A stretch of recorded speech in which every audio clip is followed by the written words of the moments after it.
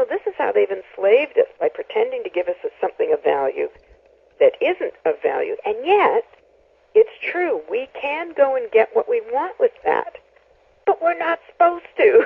We're not supposed to be handing over that cash. We're supposed to be setting off public debt with our signature and using cash simply for items between you and me. Like if you want a haircut and I say, hey, I can cut your hair, Hendrik, so you say, come on over. And then you say, well, how can I compensate you? And I can say, well, let's see, you could invite me for supper. That would be a nice compensation. Or,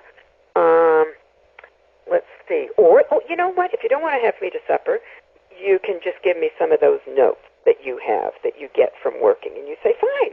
And I take those and I can do what I want with them. Mm. Go someplace and get something else. So, but not in the public, just the private. In other words, then I could maybe use my friend's computer for the day. And he says, well, how are you going to compensate me? I say, well, I got these notes that Hendrik gave me. So that's how that's supposed to work. We're not supposed to put those notes into the public.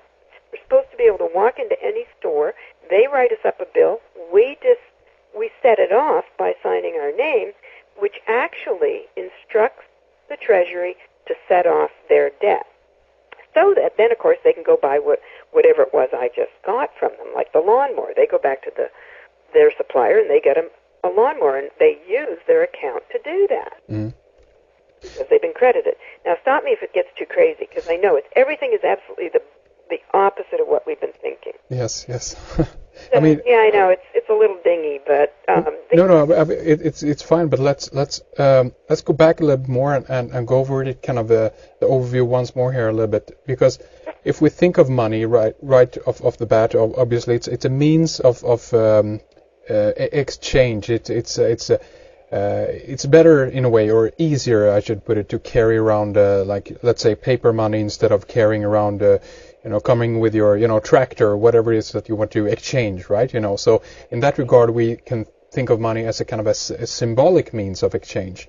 But what you're talking about right here now is that money has been transformed into something else. It no longer represents the true value of what it's supposed to be. Is that correct?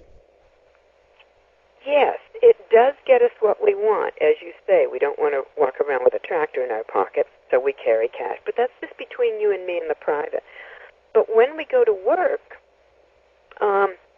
it's true they're giving us that, but we were never meant to earn our living anyway. And that gets into a whole ethics issue, where what we're supposed to be doing is whatever our talent is.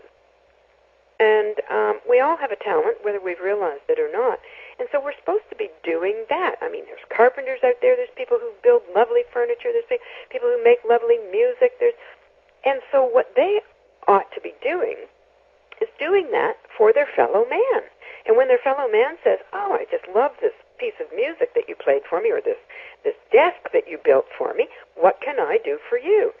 And then he says, well, you can do this for me. Or if you can't, or you don't want to, or that's not appropriate right now, tell you what, just give me some of those notes and I can take them someplace and get something from somebody else. In other words, we're not even supposed to have these corporations in our lives. They shouldn't even be existing, but the reason they're existing is essentially to confiscate our labor. Yes. And they've enslaved us so we're not working for ourselves anymore and each other. We're working for major corporations, and we're simply cogs in a machine there, and we're not serving anybody by doing it. Because most of the people who work, you look in any city and you can see these skyscrapers, what are people doing in there? They're not doing anything for their fellow man. They're either doing stockbroking or insurance or banking or something that has involved them, rather enslaved them, in the commercial world. There's no good being done from any of these corporations. Now, yes, these corporations do supply us with the goods that we want. And that's where we say, okay, it was my value that funded the manufacture of this because I have a birth certificate and because you knew that, and by that I mean the alleged governments, Yes. What they did was they used the birth certificate as a bond in order to create the credit to create or to manufacture whatever the corporations, in other words, create the corporations and manufacture whatever it is they sell. So that we could simply saunter in there anytime we want and say, I'll take that right there. And there would be no, how are you going to pay for it? Because I already paid for it.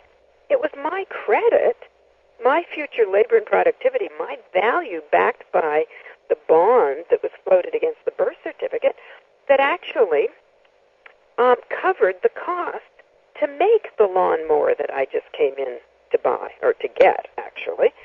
So for them to say you owe us, I say, well, what are you smoking? It's prepaid. I already paid for it.